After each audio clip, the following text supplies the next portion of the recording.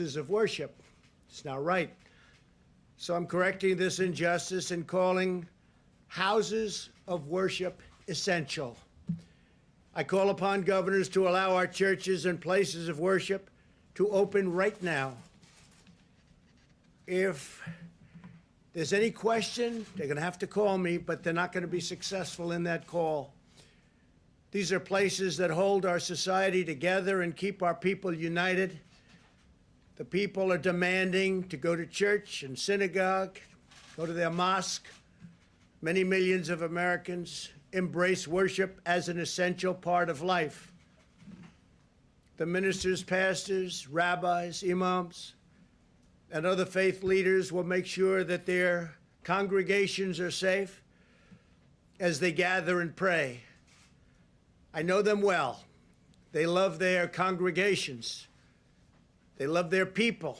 They don't want anything bad to happen to them or to anybody else. The governors need to do the right thing and allow these very important, essential places of faith to open right now for this weekend.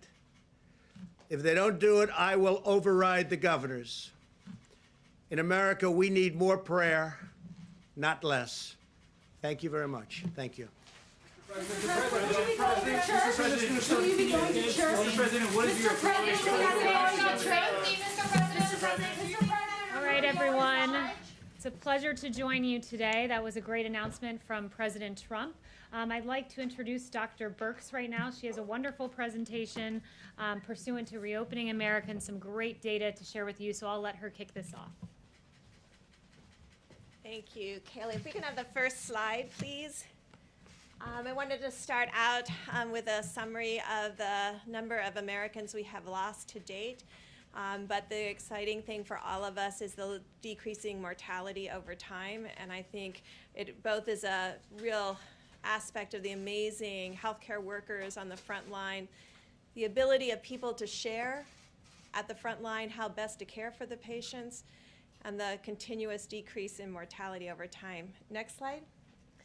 The other thing that has decreased significantly over the last month is new hospitalizations. We can see now that there's over a 50% decline in new hospitalizations. Although every region of the country is different, we are encouraged to see these new hospitalizations declining. Next slide. I've talked before about the extensive surveillance that CDC has made available to this country. This is looking at their syndromic surveillance from emergency rooms. You can see that both COVID-like illnesses, shown in the orange and shown in the blue, influenza-like illness, taking up both of those cases together, you can see significant declines week over week. A number of people coming to the emergency room with these illnesses. It goes along with our new hospitalizations. What we like to do is triangulate data, put data together from multiple sources to see if we're seeing the same trends so that we can ensure that we're making progress together. Next slide. This is their influenza-like illness surveillance system that has been up and running for more than a decade now. You can see each of the influenza peaks of this last year. I think that's very important to remind people of because we had influenza A, influenza B, and then we had COVID-like illness, and while we know it's COVID, that's the last orange peak. What we really find encouraging is across the country, we are below baseline. Why is that particularly important? Now, these are reported state by state, county by county. So each county will be able to see precisely where they are. And then if there's changes in this, it becomes yet again an early alert system. So I've showed you two early alert systems. One of them, emergency rooms visits based on our syndromic illness qualifications that the CDC has up on their website, and then the influenza-like illness. And again, to the American people, all of these are available on the CDC website under COVID-19 cases and surveillance. Next slide. Now, I want to show you, I'm going to go through these very quickly. This is where we started. This is influenza-like illness. The red, and the darker the red, the more significant the influenza-like illness is in that state. So you want to get to green. So this is the week ending March 28th. I think many of us can remember what that week was, and this was when we were at the very beginning of our acceleration into logarithmic phase. Next slide. This is April 4th. You're starting to see some of the states already turn green. Next slide. April 11th, more of the country. Next slide. April 18th. Next slide. April 25th. Next slide. May 2nd, and you can see, and I really call your attention to, there's a orange area on this slide, and you can see that it's the Maryland area, and we've been calling that out for a while, the high plateau in Maryland. You can also see Minnesota and Wisconsin. Next slide. And then you can see Wisconsin still. You can see Maryland is yellow. Next slide. I want to turn just a moment, and I know that took you through a lot of slides quickly, but I think we can see as a country we have decreasing amount of illness, both at the emergency room and reported through the influenza-like illness. Two of the surveillance systems that the CDC has up and running, these come from the states, they come from the counties, and many of the states have these also on their websites. We talked earlier about how we had prioritized testings to the area that had the most significant disease. And you can see now Rhode Island has led all of the states. It's almost up to testing 12% of all of their citizens. That's followed by New York, and you can't see New York, but that's the very next one, New York, and then North Dakota. And so you can see that, well, you could. Yeah, you can see that most of the high burdens areas of the United States had more than 6% testing. That's when I think you heard from Admiral Giroir, we wanted every state to test at least 2% of their population during May. You can see 100% of the states now are over 2% of their population. And we'll fix this slide so you can see every state, but many of the states now are over 4%. And this is just after getting all the materials to ensure that they have adequate transport media and swabs.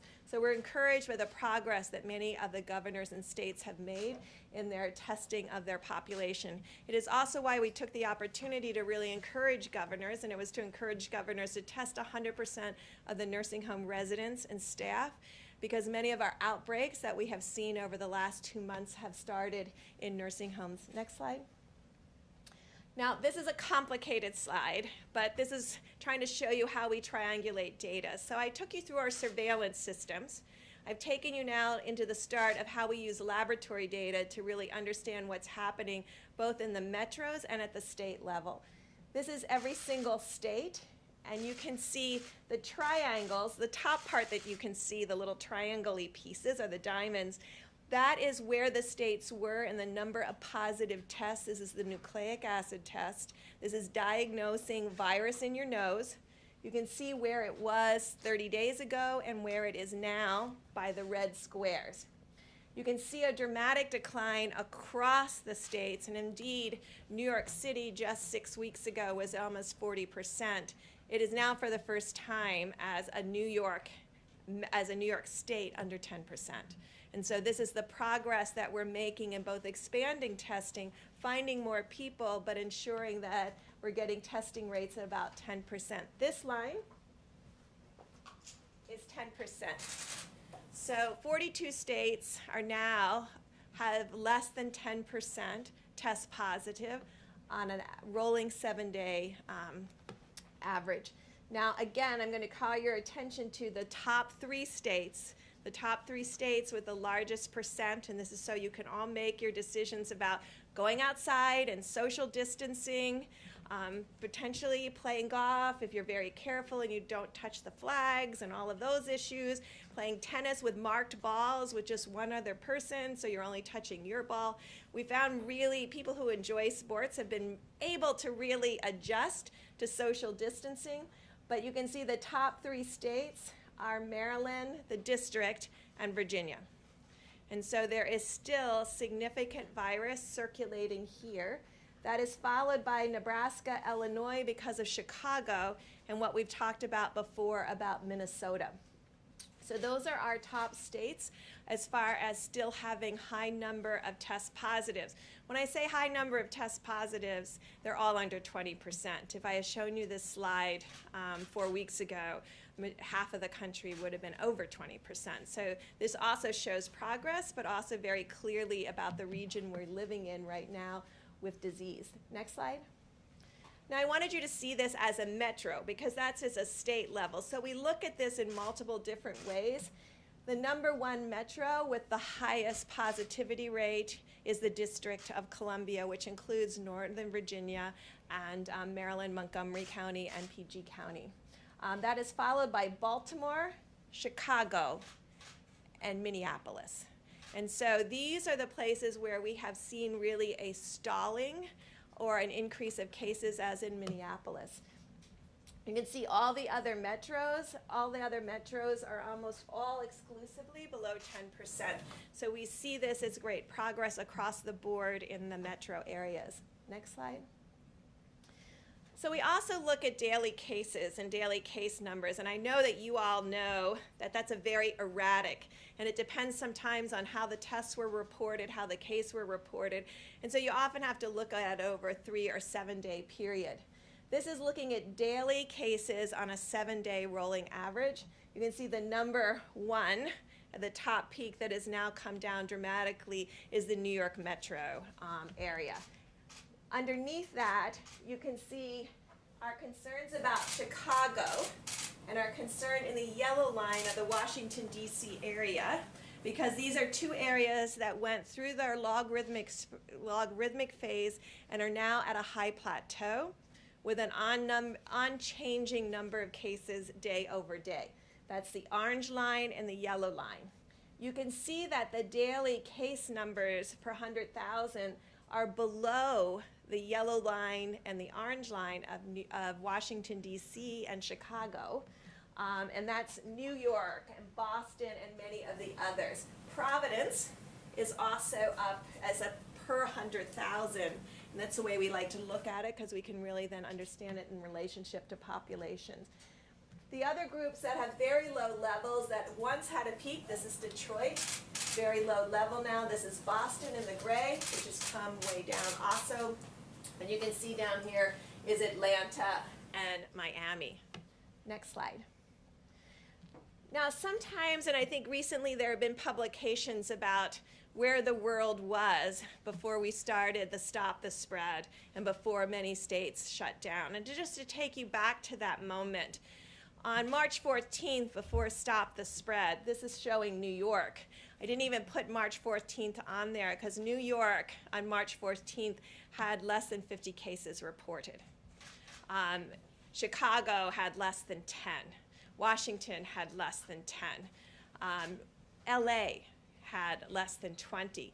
The large state at that time that had a significant number of cases was the Washington area, Washington state, which had 100 cases. On March 14th, we had about 500 cases distributed around the United States, not in any dramatic hotspot per se, but the majority of those cases and the hotspot at that moment was Washington state.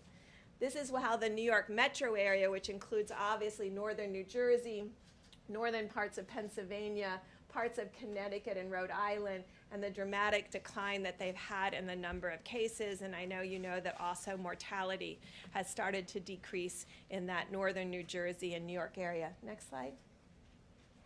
But I wanted you to see how we bring all this information together on a daily basis. The red line in this graphic are the emergency room visits. So those are the syndromic visits that I discussed with you at the beginning.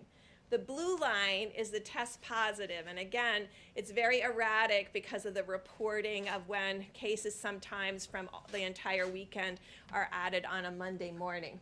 And then you can see the actual case numbers in the black bars. And so that's how we bring everything together.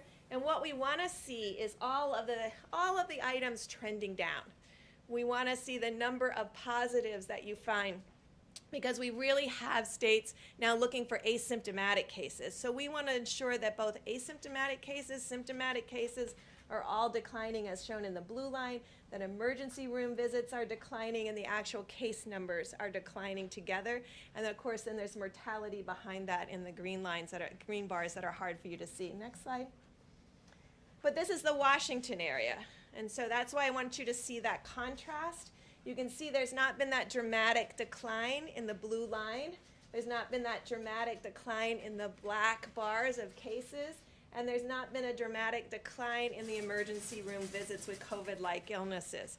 So even though Washington has remained closed, LA has remained closed, Chicago has remained closed, we still see these ongoing cases. And I've asked the CDC, and the CDC is working with the local areas in Chicago and this area in LA to really understand where are these new cases coming from and what do we need to do to prevent them in the future. Next slide.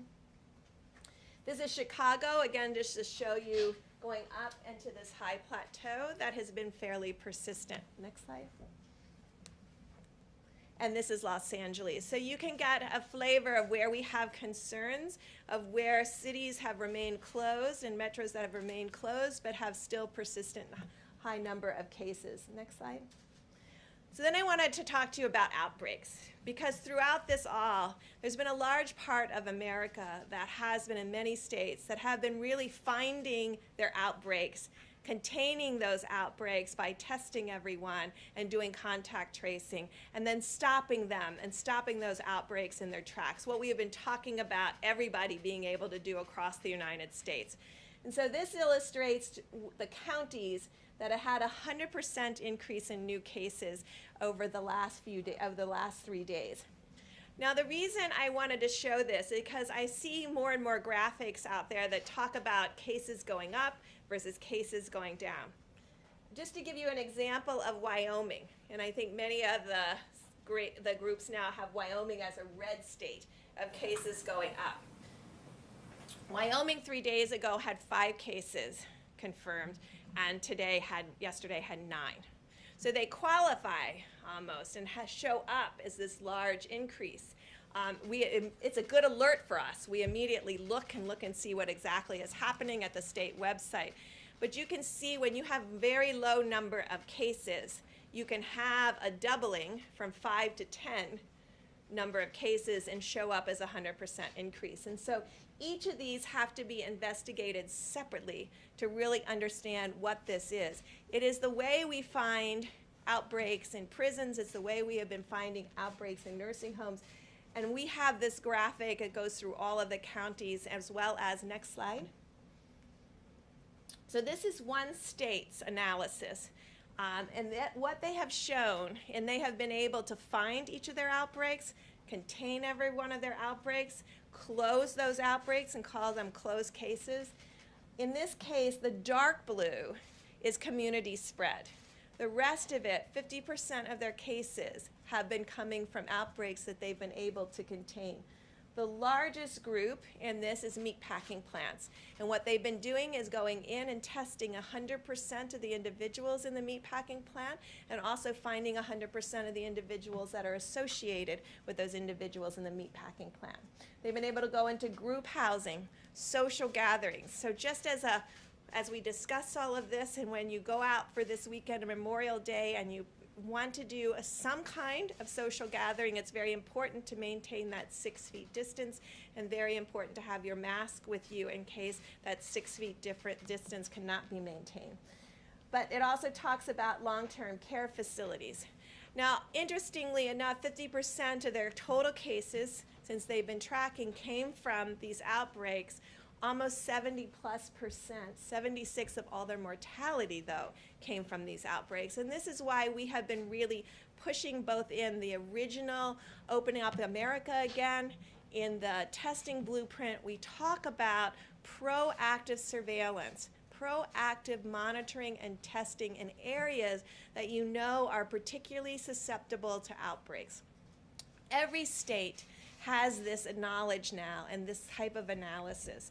And so when they have these kinds of analysis, what we're asking them to do is proactively go and test everyone in meatpacking plants, to proactively go and test 100% of the residents and workers, and then a follow-up of the workers in every single long-term care facilities. And this is to find the asymptomatic cases. I know CDC yesterday released that they thought 35%.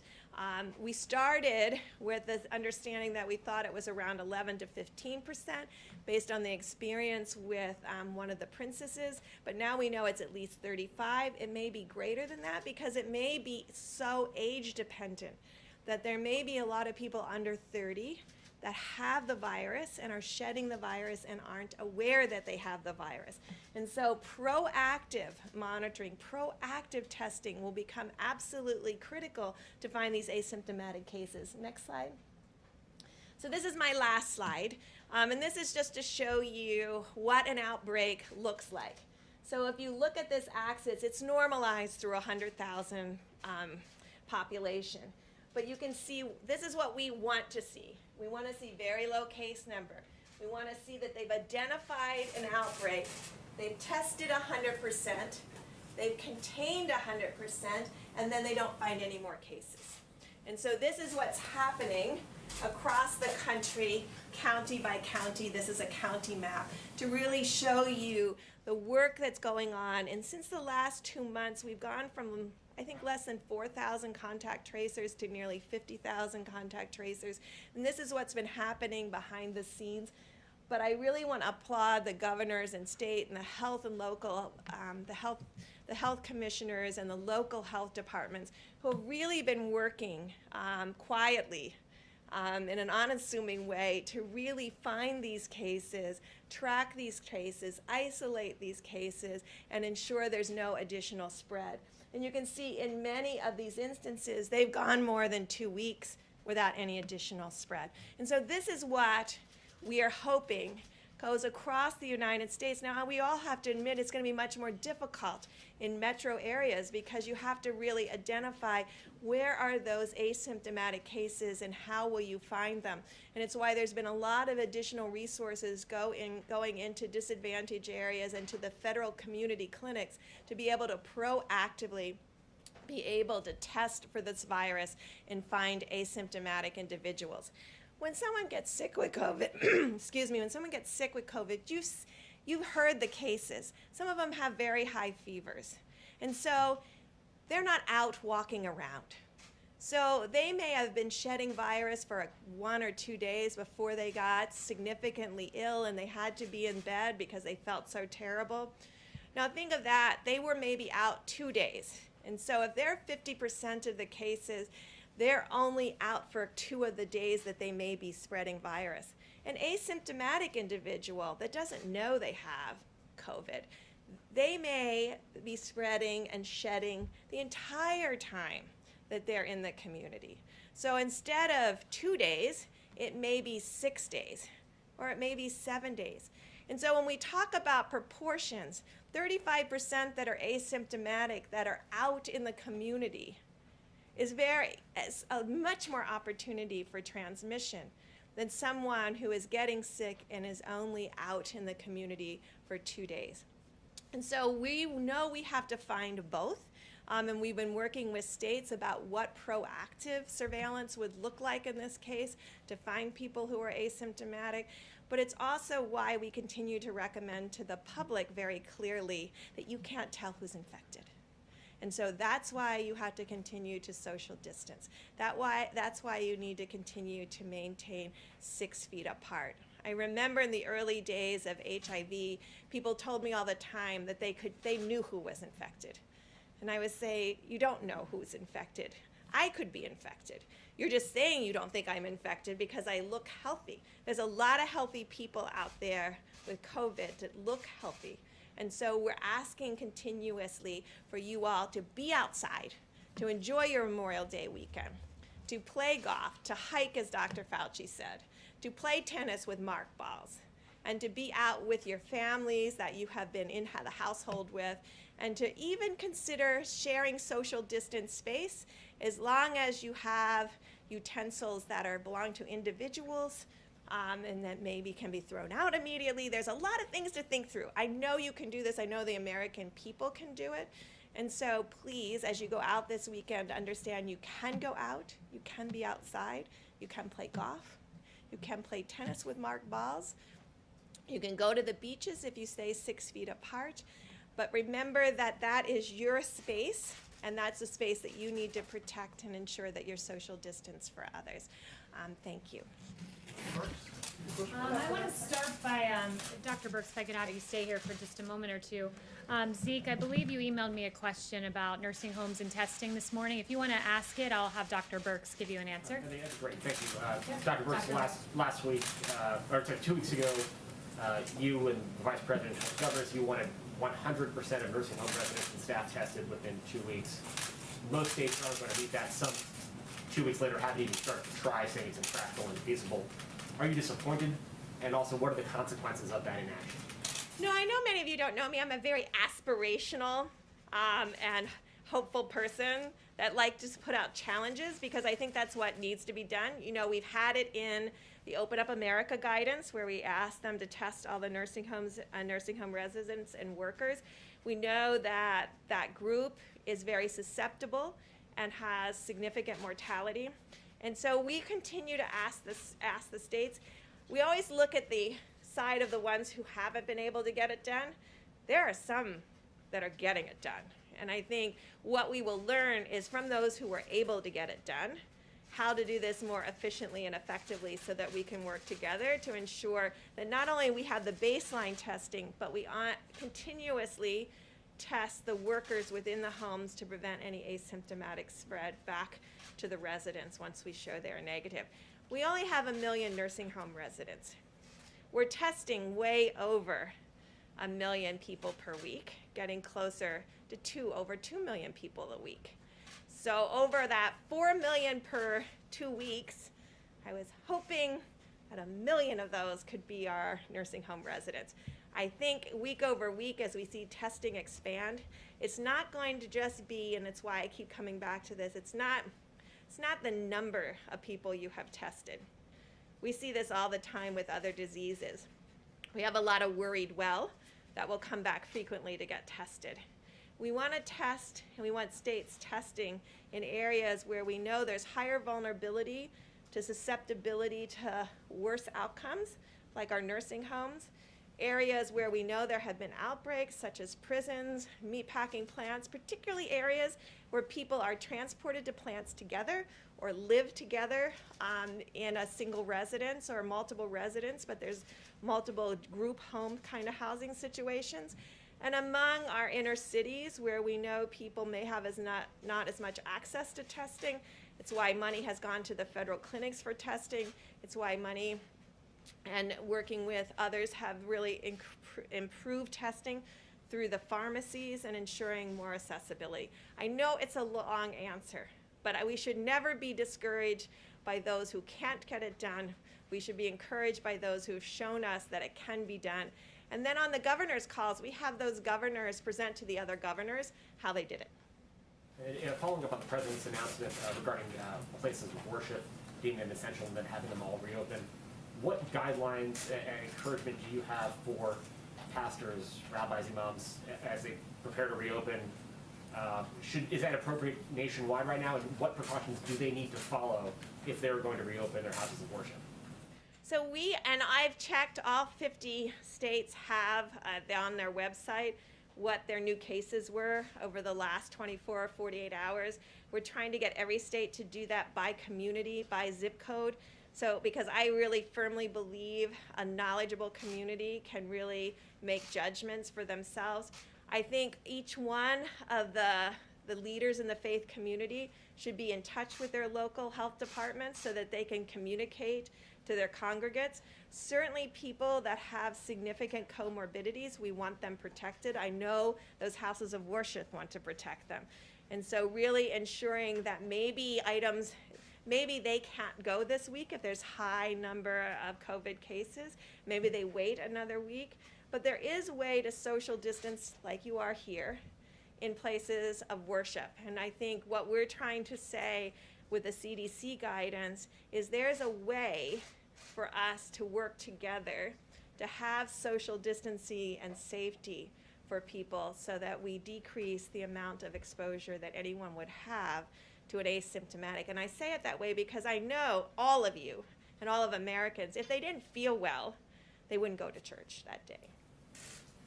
Let's take one more for Dr. Brooks. John? Yeah, Dr. Brooks, can you comment on the latest study on hydroxychloroquine? There's this Lancet study that suggests, again, that the drug could cause heart problems and even increased mortality. The president's obviously said that he's been taking it. What's your recommendation? And what's your recommendation on using that drug as a prophylactic? Well, first, I think the FDA has been very clear on their website about their concerns about hydroxychloroquine, particularly when it's combined with a macrolide. And I think you see that in the study. And I think the study, although it is open label, and it is, I tell you what I take home from the Lancet study, and I hope everyone here does in addition to what you just commented on, it clearly shows the comorbidity that puts individuals at more risk. And I think it's one of our clearest study because there were so many tens of thousands of individuals involved that the doctors clearly annotated who had heart disease and who had obesity. And you can see dramatically the increased risk for that. There are still controlled trials going on, both for prophylaxis and pre-exposure prophylaxis, as well as controlled trials looking at, in a hospital setting, how these drugs do. And I think those are still pending. But I hope everyone looks at those comorbidities. And for all of our millennials out there, they get data like this. Look at that. Go through and see if your parents or your grandparents have any of those things and make sure you're helping protect them. I'm really worried about people in my generation because we're very social at times. And we have a habit of forgetting social distancing or forgetting that glasses, and when you're eating, you can't eat in a mask. So even if you're far enough apart, you have to watch every utensil, everything you touch. I really am asking our great generation of millennials to get some YouTube videos about how to do picnics outside with your friends and still protect everyone and still ensure that there's no co-contamination of food and utensils. I think there's a way to do it, but I want it explained in a YouTube video. Thank you very much, Dr. Brooks. I know you need to get back to work, so thank you very much. You can do a follow-up with me. And wait, actually, Okay, Dr. Birch, is it possible to do a quick follow-up? okay, you can go ahead. But before I start my portion of the briefing, there were just a few things I wanted to note for you all. Pursuant to some of those very encouraging graphs we saw where the states moved from red and orange to green, and we saw the United States increasingly become green. It's encouraging to see that America's reopening alongside that, with data from Homebase noting that 2/3 of America's small businesses are opening. An Open Table study said Americans are now starting to dine out again. Another Homebase study, 67% of local food and drink businesses are open. Apple is saying Americans are driving and walking at near normal levels. And Google mobility data reflects the same. So it's encouraging to see America start to reopen and the great work President Trump has done for the faith community going into this weekend. We have a First Amendment. It's very important that we protect that. And these churches, these synagogues, these mosques, they are essential, and President Trump underscored that. And finally, before getting started, I wanted to note that the president, as you all are well aware, donates his salary to various initiatives and parts across the federal government. In this quarter, he will be donating his salary to HHS, Health and Human Services, to develop new therapies for treating and preventing COVID-19 so that we can safely reopen. Here's the check, amounted to $100,000 that will go directly from President Trump and his paycheck that he does not take, but rather donates it to various noble initiatives, including in honor of COVID this time and those who have passed and the studies underway. He'll be donating it to HHS. And with that, I will take questions from you all. Haley? Yes. A couple of questions to follow up on the president's announcement. First, just to clarify, he came out and said, I'm calling upon governors to allow churches and places of worship to open up right now. Dr. Birx just said in areas where they have high cases of COVID-19, maybe they should think about waiting a week. So which is it, and why the mixed messaging? That's up to the governors. As it's said in our guidance, we note that while many types of gatherings are important for civic and economic well-being, religious worship has particularly profound significance to communities and individuals, including as a right protected by the First Amendment. The president wants to see these communities open. Dr. Birx was integral to making these guidelines, and they lay out a pretty clear path for faith communities to reopen. The president said he's going to override the governors. Under what authority would he do that? And to your point, he said several weeks ago, this is all up to the governors. Well, I think you're posing a hypothetical, and I think we can all hope that we see governors. He would override the governors. You're posing a hypothetical, though. You're assuming that governors are going to keep churches shut down and keep mosques shut down and keep synagogues shut down. That is a hypothetical question, and we will leave it to these faith communities to reopen. And said if governors don't We'll listen leave to it to him, faith he's gonna communities to override their reopen. authority. And Kristen, I think we can all hope that this Sunday people are allowed to pray to their gods across this country. That's a Just good what thing. authority would he use And to I'd also override note governors? there's detailed guidance in here about the way that you can clean your facilities, promote social distancing. So this is something that we should all look at and be thankful that we are encouraging these faith communities to reopen and do so in a safe way. And we'll leave it to parishes to open in a safe fashion. What Yes. authority Haley, is the president referencing? Does the here? White House now support these churches that are defying governor's orders and opening up? The president's been very clear. He wants churches to reopen. He wants them to do it safely. He wants them to do it in accordance with our guidance. It's laid out very detailed. It's posted now, so you can all take a look through it. And he wants to see all of those churches open in a safe If the fashion. governor does not allow that, does the White House support churches defying these executive orders? The president's been very clear. He wants to see churches reopen in accordance with his The guidelines. answer is yes. I just gave you an answer. And The just to president would follow like what churches to Kristen asked, reopen and do it in What accordance with the specific guidelines. provision of federal law allows the president to override a The governor's president will decision? strongly encourage every governor to allow their churches to reopen. And boy, it's interesting to be in a room that desperately wants to seem to see these churches and houses of worship stay The closed. president said Yes, that he yes. has that Haley, I authority. object to that. I mean, I go to church. I'm dying to go back to church. The question that we're asking you and would like to have asked the president and Dr. Birx is it safe? And if it's not safe, is the president trying to encourage that, or does the president agree with Dr. Birx that people should wait? Jeff, it is safe to reopen your churches if you do so in accordance with the guidelines, which are laid out very stringent detail here about promoting hygiene practices, and there are 5 bullet points, and cloth face coverings. If social distancing is not possible, it's recommended. Intensifying cleanings, promoting social distance, we lay them out meticulously.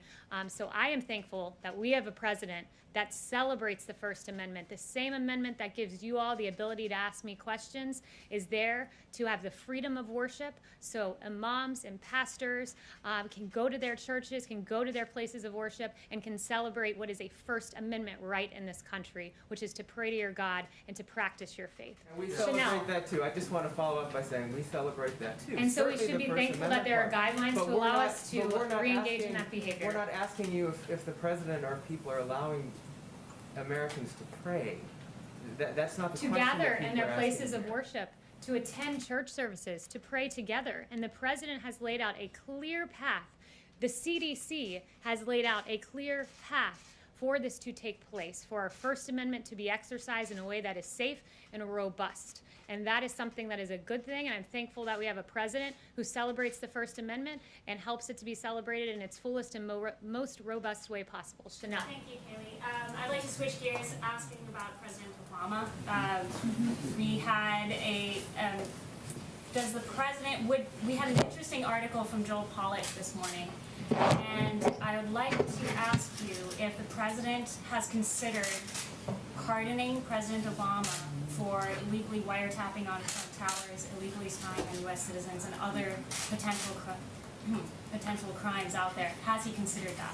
So I have not spoken to the president about that, but who I did speak to about President Obama and unmasking Michael Flynn were the men and women in this room. I haven't spoken to him on that specific point, have spoken to him about the matter generally, and I laid out a series of questions that any good journalist would want to answer about why people were unmasked, and all sorts of questions. And I just wanted to follow up